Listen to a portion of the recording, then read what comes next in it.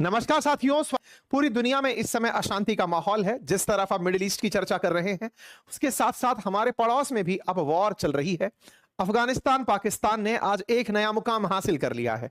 Already लगभग 10 देश middle east में युद्ध के अंदर हैं।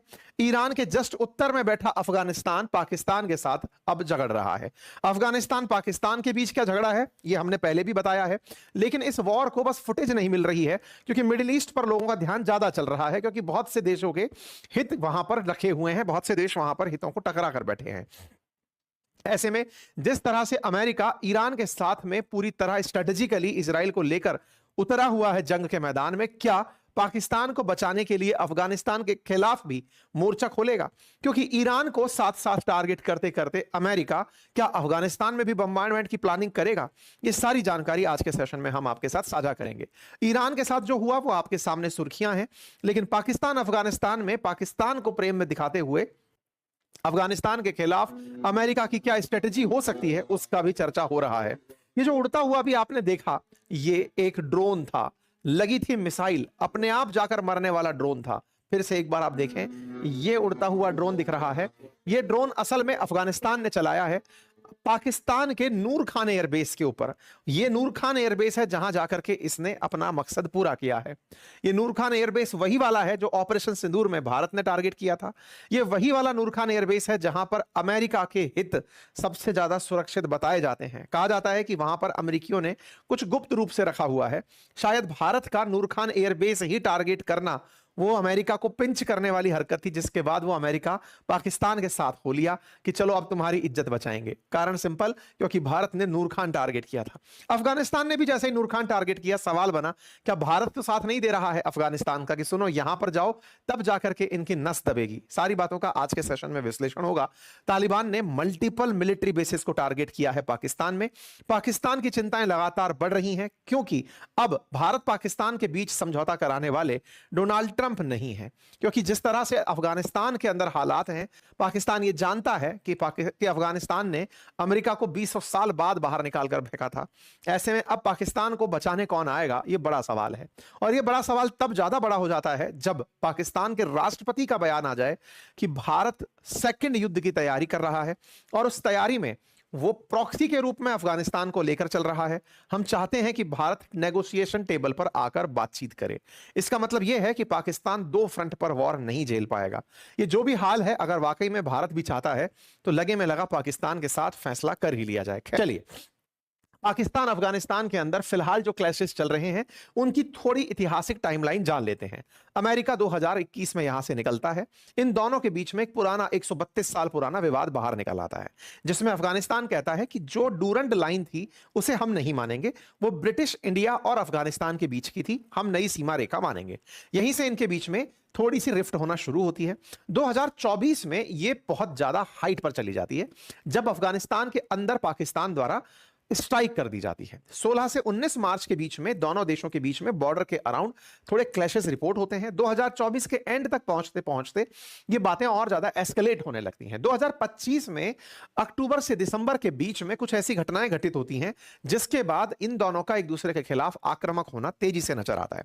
अक्टूबर 2025 में अफगानिस्तान की राजधानी काबुल में तहरीके तालिबान के ठिकानों पर हवाई हमले होते हैं। तालिबान कहता है कि यह हमले पाकिस्तान कर रहा है। इसके चलते दोनों के बीच में तनावपूर्ण माहौल बनता है। अफगानिस्तान पाकिस्तान को बिठाकर कतर मध्यस्थता करता है और युद्ध रुकवाने का प्रयास करता है, लेकिन यह किसी भी तरह का काम नहीं आया। अफगानिस्तान तालिबान पूरी तरह से, जो कि अफगानिस्तान में रूल करता है, वो तहरीक तालिबान पाकिस्तान को सपोर्ट कर रहा है। यह पाकिस्तान का उसके ऊपर आरोप लगता है।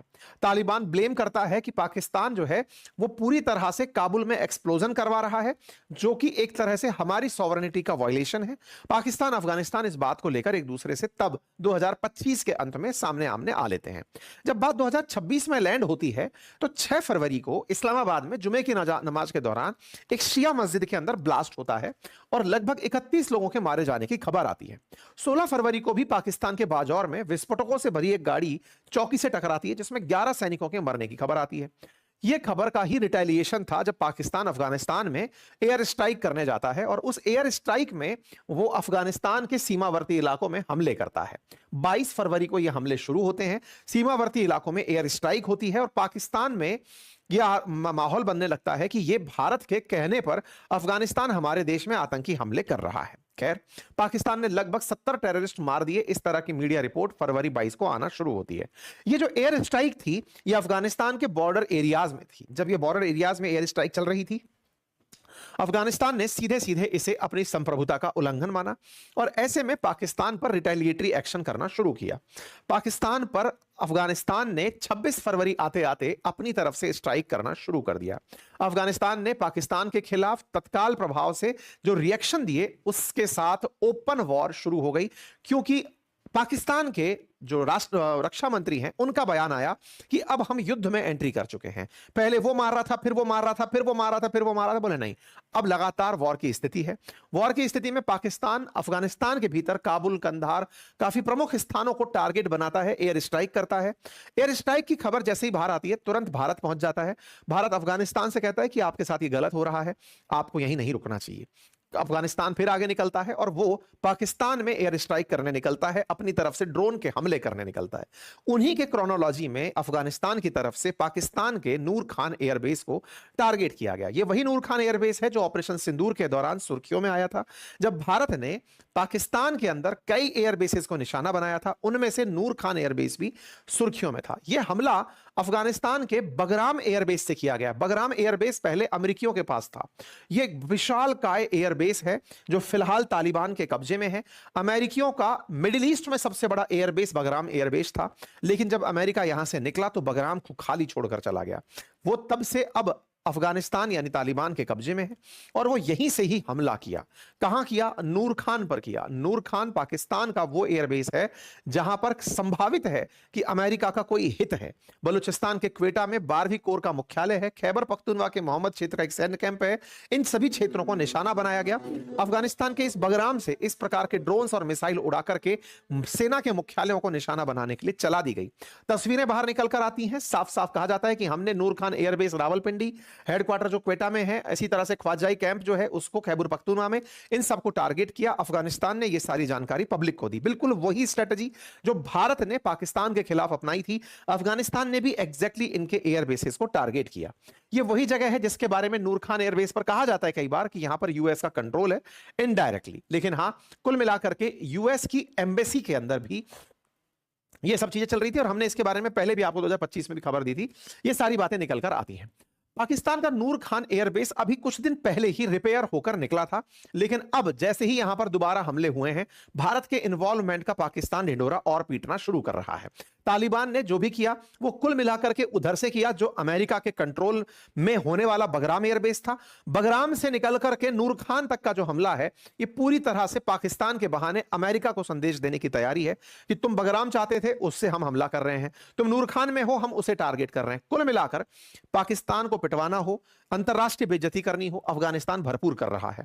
हाल ही के दिनों में आपने एक चीज और ऑब्जर्व की होगी कि जो पाकिस्तान के अंदर अमेरिकी एम्बेसी है, वहां पर प्रदर्शन चल रहे हैं। लगभग 12 लोगों की जान जा चुकी है। वो प्रदर्शन असल में अमेरिका के खिलाफ है। अमेरिका के जो कमांडो अंदर बैठे हैं वो गोली चला रहे हैं। पाकिस्तान उनके खिलाफ कुछ नहीं कर पा रहा है। पाकिस्तान अफगानिस्तान में लगभग 400 लोग मार दिया है, ये क्लेम कर रहा है।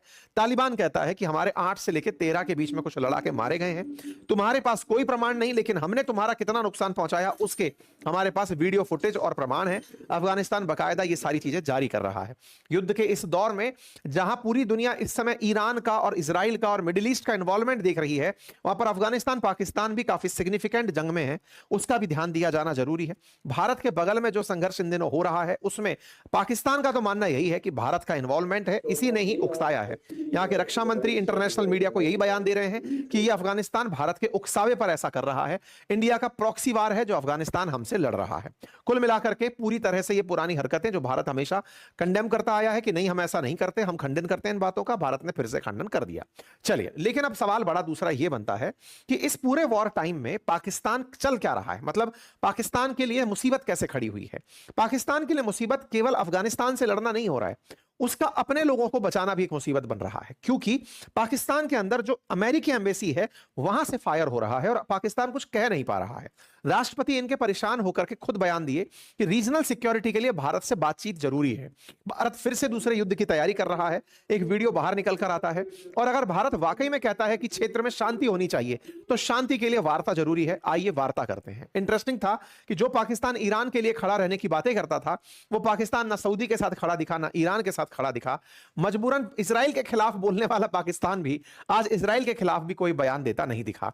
आज पाकिस्तान के अगर सोशल मीडिया पर जाएंगे तो जम्मू कश्मीर जो उनका हमेशा का एक एजेंडा रहा है उसके ट्वीट्स इनके राष्ट्रपति की स्क्रीन पर डले हैं। कुछ भी तरीके से पाकिस्तान प्रतिक्रिया तक देने की स्थिति में नहीं है। समझ नहीं आ रहा है कि वो किसके खिलाफ बोले।